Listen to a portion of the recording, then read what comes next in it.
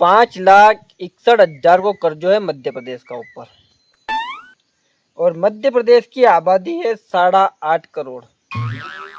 तो अगर वही हिसाब से अगर मैं कैलकुलेशन करूं तो एक व्यक्ति का ऊपर 66,000 रुपया को कर्जो है।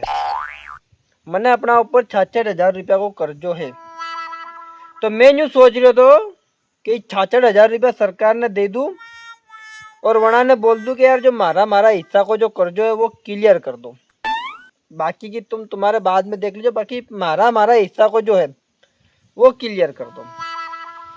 तो पूछना यो तो मैंने कि अगर मैं 66,000 रुपया दे दूं तो मारे जो 5 लाख को क्रॉप लोन है और 4-5 लाख दूसरा जो मैं व्याजना ले रखा और 1-2 साधन है जो किस्ता से मैं ले रखा है, तो ये सब भी क्लियर हो जाएगा वनी का साथ में कि ये अलग से देना पड़ेगा। समान गणित मालूम है तो बता दो कि यार ये वही 66,000 में ये सब भी क्लियर हो जाएगा कि ये क्रॉप लोन नहीं मन अलग से देना पड़ेगा। अगर क्लियर हो जाता है तो मैं आज ही कहीं जुगाड़ करी कल ही जाऊँ भोपाल ने कल ही क्लियर करी ना। और अगर नहीं वेता वे तो कोई बात नहीं, जिस तन चल रही है जिंदगी इस तन चलिया करेगा, कोई टेंशन वाली बात नहीं है।